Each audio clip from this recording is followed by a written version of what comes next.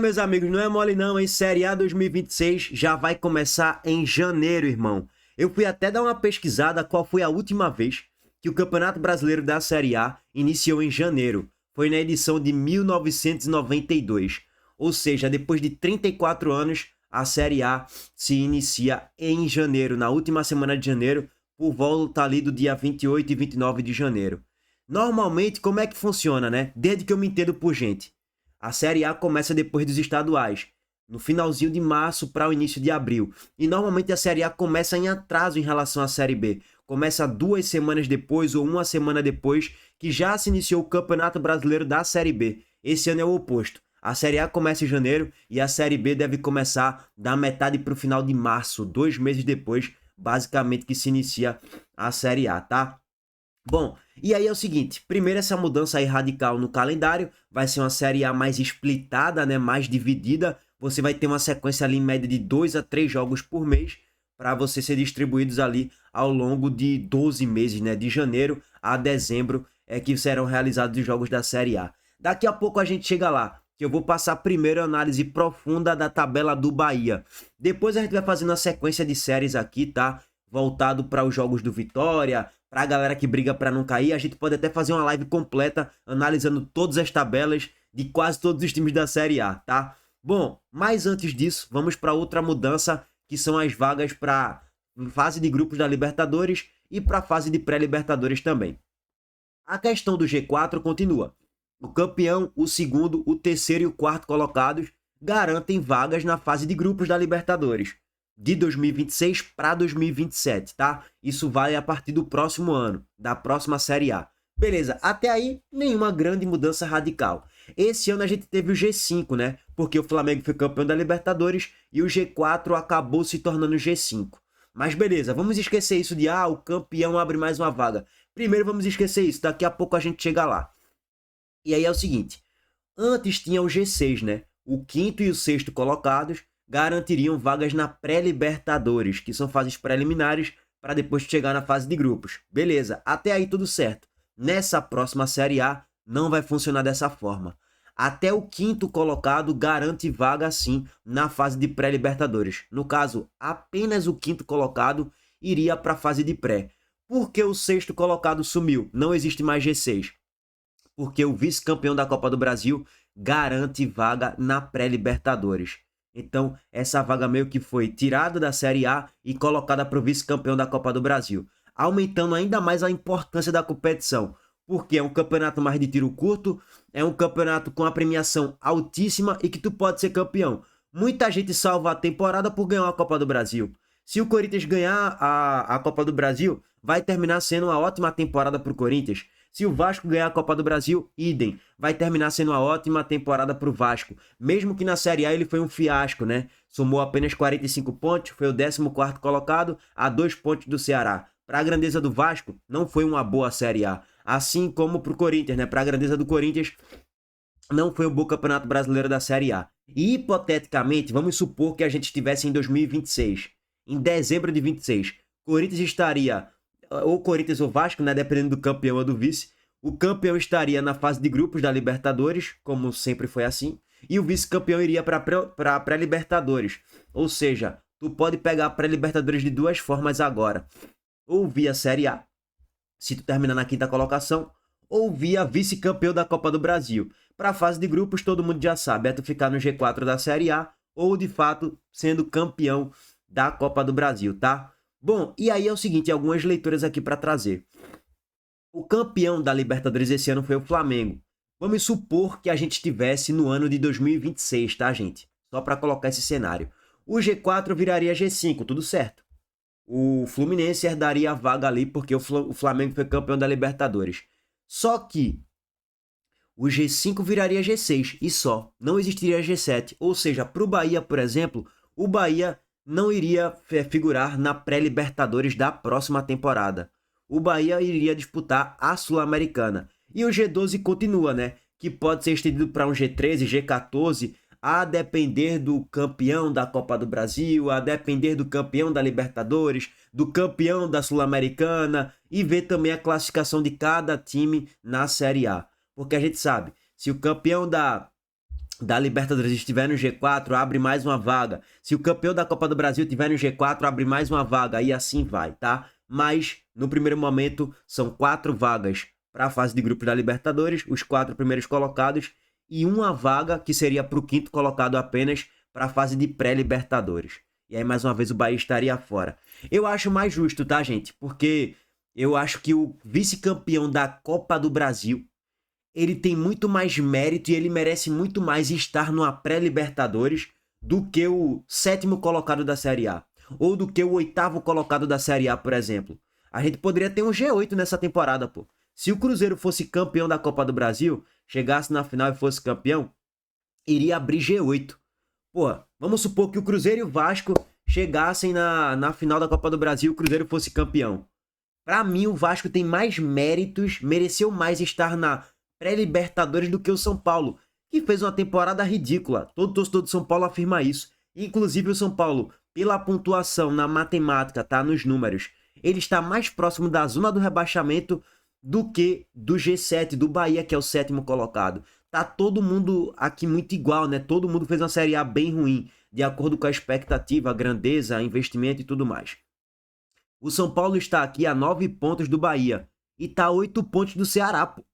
Então, para mim, o vice-campeão da Libertadores, sim, da Copa do Brasil, no caso, ele merece muito mais estar na pré-Libertadores do que o 8º colocado da Série A, sem dúvidas nenhuma. Porque o 8º, entre aspas, ele fracassou mais do que o vice-campeão da Copa do Brasil, no meu ponto de vista, tá? Então, acho que torna mais justo o campeonato dessa forma, sendo distribuídas as vagas dessa forma, tá? Lógico, pra galera que tá todo ano ali brigando pelo G6, G7, que é o caso do Bahia, em tese não gostou tanto. Até porque o Bahia, pelo investimento que tem, pelo elenco que tem, sempre que ele chega na pré-Libertadores, quase que sempre ele vai avançar para uma fase de grupos, né? Normalmente as fases de pré, os times brasileiros são sempre bem favoritos para avançar. Alguns ficam no meio do caminho, se pegar um chaveamento difícil, mas outros conseguem avançar, tá?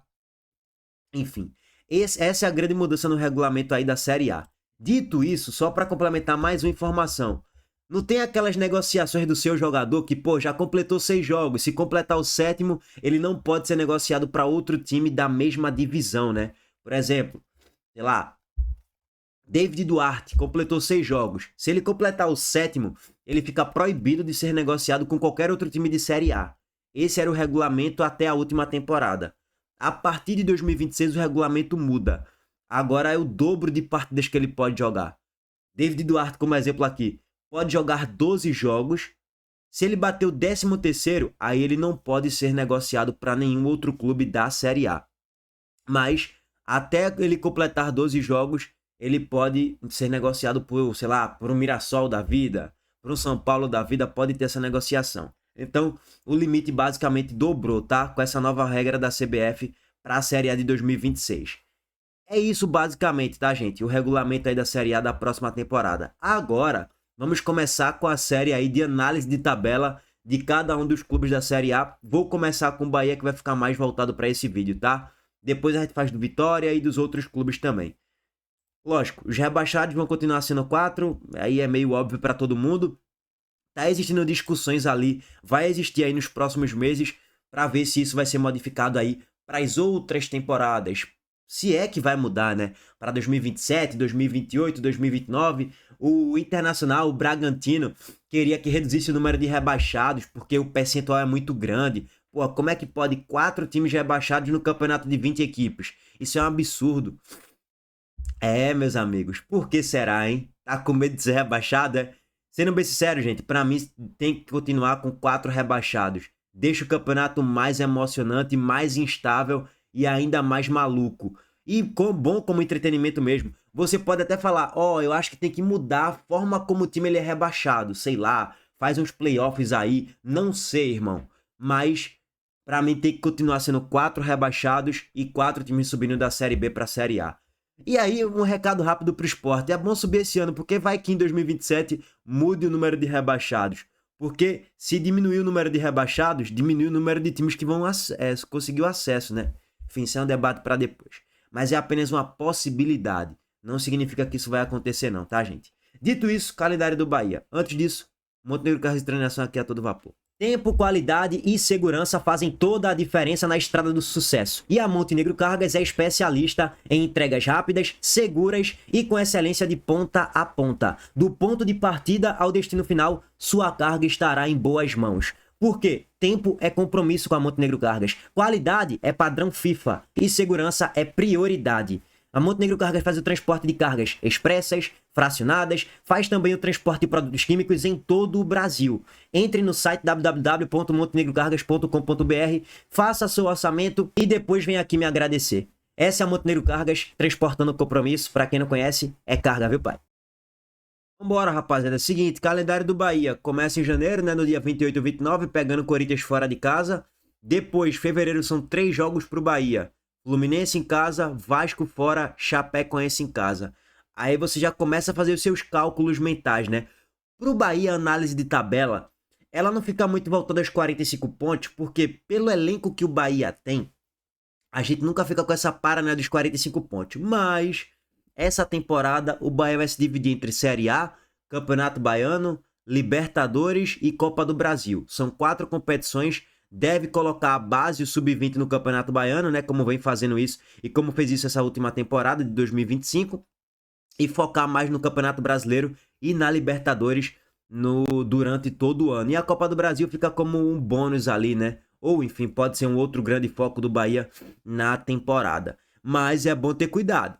Disputar 4 ou 3 competições ao mesmo tempo gera riscos de rebaixamento, como a gente já falou aqui no canal. A galera ignora, tira sarro da minha cara e debocha. Quem tá debochando de mim, no futuro vai tomar ferro, viu? Vai tomar tromba. A gente já vem alertando isso. O Fortaleza jogou as oitavas de final da Libertadores, rebaixado para a Série B. O Internacional jogou as oitavas de final da Libertadores, quase rebaixado para a Série B, ficou a 1 ponto do Ceará, escapou na última rodada. O Fluminense, atual campeão da Libertadores, de 23 para 24, o Fluminense quase caiu para a Série B. O Atlético Mineiro foi finalista da Copa do Brasil, finalista da Sul-Americana, escapou da Série B na última rodada. Então, assim, não menospreze, vai ser fácil a Série A, porque não sei quem caiu, porque não sei quem subiu. Não, não tem nada de fácil, não tem nada garantido pra ser ninguém. Mas, enfim, vocês estão vendo aqui que vai ser uma Série A bem distribuída, ó. Aí pega o Fluminense em casa, Vasco fora, Chape em casa. Nesses 4 jogos aqui, cara, você tem que ganhar do Fluminense da Chape, né? 6 pontos. Vasco, Corinthians fora, buraco é mais embaixo. Mas ganhou esse ano do Corinthians, eu sei, irmão, ganhou esse ano do Corinthians. Mas jogando mal, né? Daquele jeitinho também. Jogando mal, então não dá pra ter convicção de nada aqui. Mais 6 pontos aí nos primeiros 12 pra disputar é um bom início. E aí em março, o Bahia joga 4 vezes a Série A. Vai ser basicamente um jogo por semana, né? Se a gente parar pra analisar. 4 jogos em março, 5 jogos aqui em abril. Vai ser um calendário mais inchado. Em maio, a gente vai ter também aqui, ó, 5 jogos em maio. Seria uma média de um jogo ali a cada 6 dias. Aí vai ter a pausa para a Copa do Mundo e volta lá no finalzinho de julho. Aí tem aquele sprint de basicamente 3 jogos em 7 dias. Em agosto, o Bahia joga 1, 2, 3, 4 datas também. Seria um jogo por semana, né? Em setembro, seriam 3 datas. Aí você teria um pouquinho mais de folga no calendário. Em outubro, você teria 5 datas. Em novembro, 4 datas. E em dezembro, apenas uma data, né? A Série A deve terminar no dia 2 de dezembro. Então, fica uma Série A mais splitada, mais dividida. Até porque, mais uma vez, vai ter a parada para a Copa do Mundo, que vai passar basicamente o que ali 2 meses aproximadamente sem ter jogo de Série A. Pela razão óbvia, né? O mundo inteiro vai parar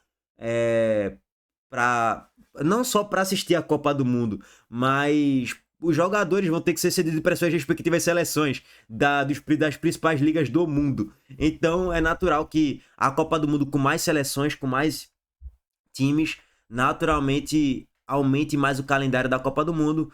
E aumentando o calendário, vai diminuir o tempo para jogar a Série A, por isso que ficou mais splitada e dividida para essa temporada, tá? Bom, eu ia passar aqui uma análise e projeção do Bahia para toda a Série A, mas eu vou deixar para alongar um pouco mais sobre isso nos próximos vídeos, tá? Mas só para passar aqui o contexto. Aí no dia 11 ou 12 de março pega o Vitória na Fonte Nova. O primeiro jogo é aí no Clássico Baviera na Fonte. Depois Internacional fora, Bragantino em casa e Remo fora. Aí, aqui você tem que pensar em 7 pontos, né? Desses 4 jogos, Clássico Bavi em casa tem que ganhar, Bragantino em casa tem que ganhar e Remo fora no mínimo tem que empatar. É o mínimo do mínimo do mínimo. Depois, o Bahia pega o Atlético Paranaense, Palmeiras em casa, duro, hein, os dois. Mirassol fora, Flamengo fora, duro. Santos em casa. Rapaz, esse mês de abril aqui do Bahia não é tão amigável não, viu? Não é uma sequência fácil, não. É uma sequência aqui, eu não vou falar que derruba treinador, porque o Grupo City não demite treinador, né? É muito raro. Mas é aquela sequência que começa as críticas mais pesadas para Rogério Ceni, viu? Com certeza. Não tenho a menor dúvida em afirmar isso. Aqui é a sequência que, rapaz, de 15 pontos, se tu fizer 7, já é milagre, tá? Se tu fizer 6, tá bom, tá de bom tamanho. Ganhar 2, perder 3, tá de bom tamanho aí nessa sequência. Aí depois, São Paulo fora, Cruzeiro em casa, Grêmio em casa, Coritiba fora, Botafogo em casa. Também esse mês de maio não é tão simples e fácil não, tá, irmão? Não é uma sequência tranquila não, viu, velho? Não tem um joguinho fácil aqui. O mais tranquilo em tese seria o Coritiba é fora de casa no Couto Pereira. É difícil, viu? Esse mês aqui de abril e maio pro Bahia, chatinho, viu? Aí depois vem, pra terminar a Série A, Atlético Mineiro fora, o primeiro turno, né? Atlético Mineiro fora, Corinthians em casa. E aí, no caso, terminaria com o Atlético Mineiro fora, né? Seria a 19ª rodada do Bahia na Série A. E depois se reinicia com o Corinthians na Fonte Nova começando o segundo turno. E aí, deixa eu só pular aqui pro segundo turno do Bahia, tá? É normal, é Série A, né, irmão? Não tem muito que fazer uma grande análise nesse primeiro momento, não. Coritiba em casa, os últimos 3 jogos, né? Coritiba em casa, Botafogo fora, Galo em casa. Mas a reta final do Bahia no primeiro turno e no segundo é pesadinha, viu, velho? Cruzeiro fora, Grêmio fora, Coritiba em casa, Botafogo fora, Galo em casa. Os últimos 5 jogos, 3 são fora de casa do Bahia. E os 3 bem chatos, né? Cruzeiro, Grêmio e Botafogo. E o em casa é Galo e Coritiba. Duro, duro. Mas é normal, né? É a Série A, né, irmão? Não é Série C, não. Bom, tamo junto, rapaziada. Deixa o like aqui no vídeo, se inscreva no canal e ative as notificações. Tamo de volta aí mais tarde em vídeo. Valeu, gente.